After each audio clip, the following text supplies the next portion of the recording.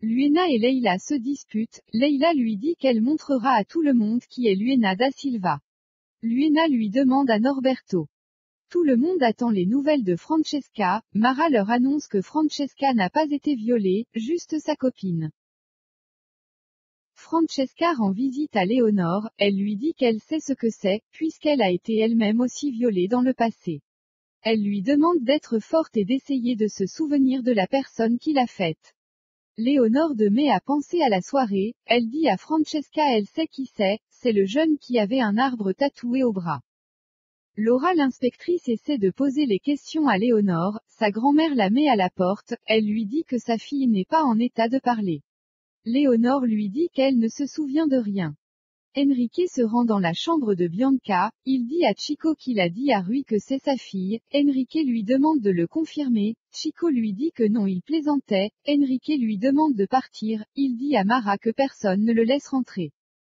Tiago regarde avec insistance la photo de celle qui fait chavirer son cœur. Il entend les pas, puis fait semblant de jouer à la console. Docteur Quintella et Gaetana rendent visite à Tiago, ce dernier ne veut les voir, le docteur dit à Tiago que sa mère est venue d'Espagne juste pour le rendre visite, sa maman lui demande pourquoi il ne répond jamais à ses emails. Sa maman lui dit qu'il lui manque, Tiago lui répond que, tu m'as vu je suis toujours le même rien n'a changé, il lui demande de partir. Son père lui dit qu'ils sont venus passer la fin de la journée avec lui. Tiago refuse, son père lui demande pourquoi il ne rejette pas son frère. Tiago leur tourne le dos, il se met à jouer à sa console. Tomé dit à Chico qu'il ne pourra plus lui laisser entrer à l'hôpital. C'est fini pour lui. Tomé rejoint Mara, Mara lui demande s'il n'a rien remarqué à la soirée, ce dernier lui répond non, c'est quand les gens ont commencé à tomber qu'il s'est rendu compte. Mara lui dit c'est sûr que Chico doit tellement se sentir seul qu'il est obligé de passer son temps à l'hôpital. Tomé semble reconnaître Bianca, il le dit à Mara, Mara lui demande s'il l'a vue à la soirée, il lui répond que non d'ailleurs.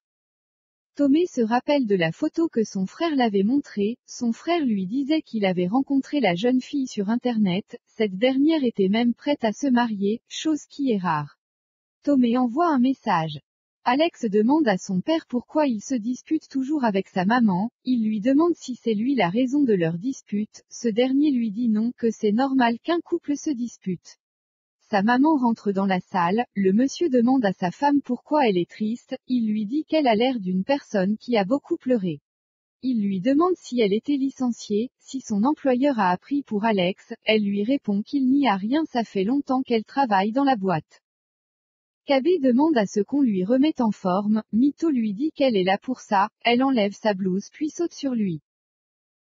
Telmo demande à Soraya depuis quand elle sait cuisiner, cette dernière lui répond que ça fait longtemps, c'est juste lui qui n'a jamais remarqué, Soraya lui sort une bouteille de drogue, elle lui demande d'où ça vient, elle demande s'il a recommencé à vendre de la drogue, ce dernier lui répond qu'il essaie d'économiser pour avoir sa propre affaire, parce qu'en travaillant au bar il ne gagnait rien, Soraya lui demande d'arrêter, elle lui dit qu'il a vendu la moelle de leur fils pour le même business de Tuku. Telmo essaie de s'en aller, Soraya lui dit qu'elle va appeler la police. Telmo essaie de la convaincre de ne pas le faire, il lui dit qu'il a déjà un casier judiciaire, dont si la police l'arrête ça sera grave pour lui. Il lui dit qu'elle sait qu'il ne consomme pas la drogue, Soraya lui dit qu'il le vend aux gamins qui finissent après dans le coma à l'hôpital, Telmo lui répond qu'il ne les force pas à l'acheter. Mara rend visite à Tomé, elle lui dit depuis qu'il a appris que c'est la copine à son frère, elle l'a senti triste. Elle lui demande pourquoi elle n'a jamais parlé de son frère, Tomé lui répond parce qu'il a gâché sa vie. Il lui dit qu'il avait forcé à sauter quand il avait 15 ans, son frère avait toujours peur de tout. Mara lui dit qu'il n'est pas responsable c'est un accident, elle la prend dans ses bras.